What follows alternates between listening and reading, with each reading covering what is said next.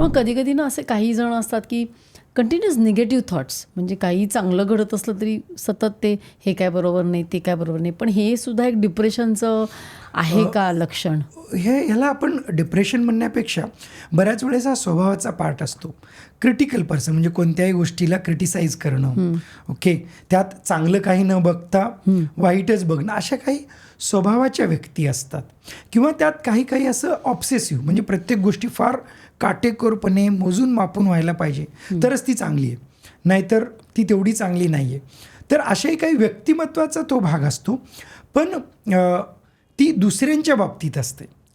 तीच जर स्वतःच्या बाबतीत असेल सतत नेगेटिव्हिजम, तर प्रोबॅबली त्याला आपण डिप्रेशन म्हणू शकू. पण ते एक लक्षण असू शकतं. असू शकतं. म्हणजे स्वतःच आपण स्वतःच्याच बाबतीत निगेटिव्ह, नाही चांगलंच नाही आहे, मी चांगलीच नाही, मी असायच आहे, मी तशीच आहे, माझ्याकडून काही होतच नाही आहे, मी काही करूच शकणार नाही. परत शेवटी ते नैराश्याकडे येतं. म्हणूनही त्याच्यात आपण काही नैराश्याची लक्षणं बघू शकतोय.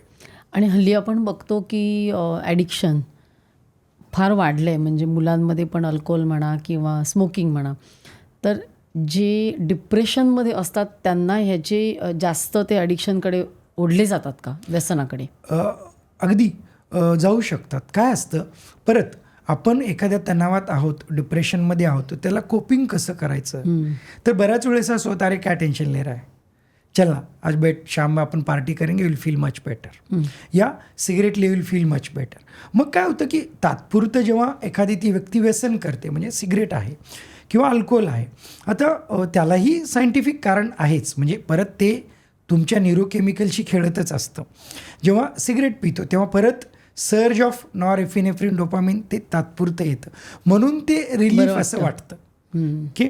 किंवा व्यसन केल्यानंतर थोडे सेन्सेशन्स आपले नंब होतात, त्याच्यामुळे ते रिलीफ वाटतं, अरे अच्छा लगा मेरे को. मग काय होतं की मला चांगलं वाटतं म्हणून मी ते परत परत जेव्हा करतो तेव्हा त्या व्यसनाकडे आपण वळण्याचे चान्सेस खूप जास्त असतात. तर ही आम्ही नेहमी अनहेल्दी कोपिंग आहे असं सांगत असतो. आणि त्यातून काय होतं की ओव्हर अ पिरियड 3 महिने 6 महिने हा डिप्रेशन काय पूर्णपणे बरा होतच नाही, पण सोबतच व्यसनाची सुरुवात होते. मग तेव्हा 2 डायग्नोसिस येतात, 2 आजार येतात, एक व्यसन पण येतं आणि डिप्रेशन पण येतं, दोन्ही येतात. म्हणून हे डेट्रिमेंटल आहे. जरी आपल्याला कोणाला सांगत असेल की ह्यामध्ये तुम्हाला टेम्पररी बरं वाटतं, किंवा पेशंटही आमच्याकडे येऊन सांगतात, सर ऑफिसमध्ये किती तणाव आला ना, बाजूला जातो, 2 सिगरेटी फुकतो, बरं वाटतं. पण किती वेळ? पुढचा अर्धा तास, त्यानंतर ते आहे ते आहेच ना. मग काय होतं की सर आता तणाव वाढला ना माझा, दिवसातले 2 सिगरेटी व्हायचे, आता ना 10 होतात, 10चे 20 होतात. हे त्यांनाही कळतं, पण मग it is not a healthy coping.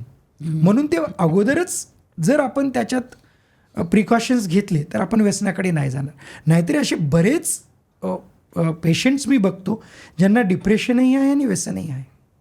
पण मग व्यसनाची जेव्हा तुम्ही ट्रीटमेंट करता तेव्हा डिप्रेशनची पण करायला लागतेच मोस्टली? हो, डेफिनेटली. म्हणजे दोन्ही, ती ट्रीटमेंट केल्याशिवाय तो चांगला कसा होणार.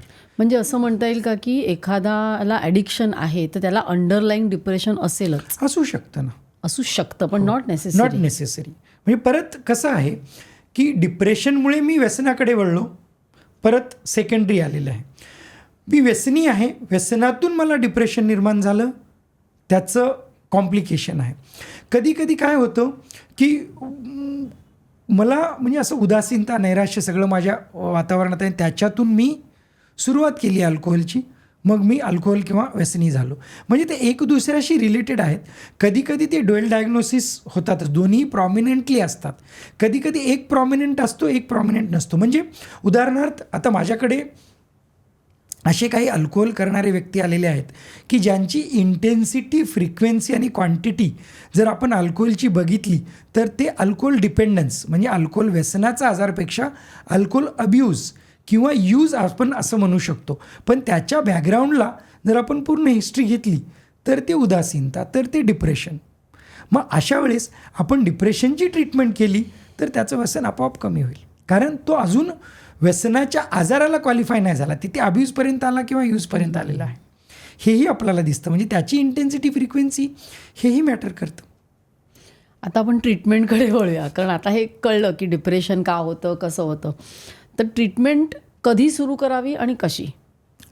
आपल्याला जेव्हाही लक्षात येतं की आपल्याला लक्षणं येत आहेत तेव्हा एक्सपर्ट ओपिनियन घेणं महत्त्वाचं असतं. कारण काय होतं, जे आज ॲज एक 20 वर्ष प्रॅक्टिशनर म्हणून मी मानसोपचार तज्ज्ञ म्हणून जेव्हा बघतोय, तेव्हा जेवढे लेट ट्रीटमेंट कराल ना तेवढं प्रोग्नोसिस किंवा आउटकम जे आहे ना तेवढं फेवरेबल नसतं आपल्यासाठी.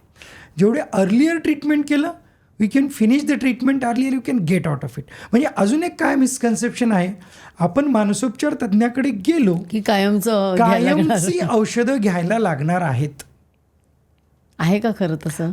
असं अजिबात खरं नाही आहे. म्हणजे एक एपिसोड डिप्रेशनचा आला, 2 महिन्याचा आहे, 3 महिन्याचा आहे, त्याच्यानुसार if that episode is 1 to 2 months, आमची ट्रीटमेंट 6 months to 9 months चालते. कधी कधी ती 6 महिन्यात कमी होते. जर एपिसोड 6 महिन्याचा किंवा वर्षभराचा असेल तर ते 1 वर्ष ते 2 वर्ष ट्रीटमेंट चालते. सेकंड एपिसोड असेल तर 2 ते 5 वर्ष चालते. थर्ड एपिसोड, फोर्थ एपिसोड असे मल्टिपल एपिसोड असतील तेव्हा प्रोबॅबली आपल्याला लाईफलाँग ट्रीटमेंट घ्यायला लागतं. आता ही लाईफलाँग ट्रीटमेंट जेव्हा आपण बघतो, जसं डायबिटीज, ब्लड प्रेशर, क्रोनिक आजारासाठी आहे तसं आहे, पण त्यातनं म्हणजे आमचा प्रयत्न असतो की पेशंट मिनिमम 1 किंवा 2 गोळीवर जर मेंटेन असेल तो विल बी हॅपी.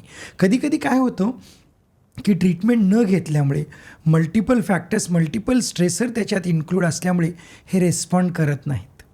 म्हणजे त्या 1-2 औषधाला किंवा 3-4 प्रकारच्या औषधालाही रेस्पॉन्ड करत नाहीत. Then that is actually not good condition. म्हणजे ते क्रोनिक डिप्रेशन, परत not responding to treatment medication असं होतं. म्हणूनच मी सांगतो की जेव्हा सुरुवात होते, आपल्याला वाटते की आता आपण नैराश्यतेकडे चाललो आहे, एन्झायटीकडे चाललो आहे, त्याची लवकरात लवकर ट्रीटमेंट घेतली तर लवकरात लवकर ट्रीटमेंट बंद होण्याच्या तेवढ्याच जास्त शक्यता असतात.